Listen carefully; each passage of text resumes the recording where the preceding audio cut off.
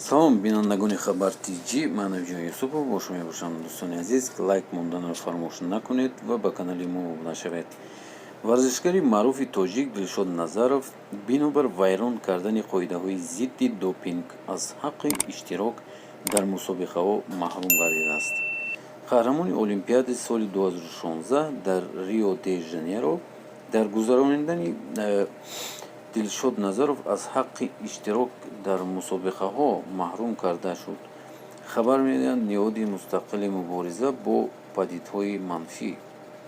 бар хабари манбаъ, Назаров бо гумони вайрон кардани қоидаҳои зидди допинг бо чунин маҳдудият рӯбарӯ шудааст.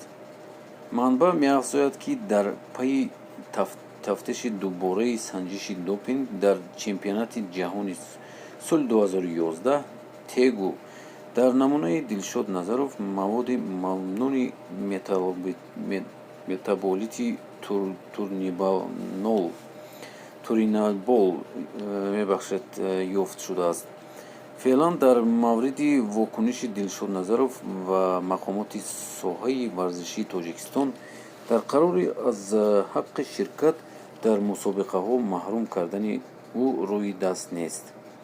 маврид ба зикр аст, ки варзишгари 37-солаи Тоҷикистон Дилшод Назаров нахустин ва то имрӯз ягона варзишгари тоҷик аст, ки дар бозиҳои олимпӣ таҳти парҷами Тоҷикистон сазовори унвони қаҳрамонӣ ва медали тилло шуд.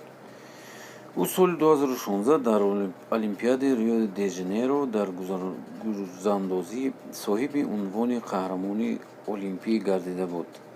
дӯстони азиз, ин буд видеои имрӯзаи мо. шумо чӣ фикр доред дар бораи ин? аммо ман боварӣ надорам, ки Дилшод Назаров допинг истеҳсол намудааст.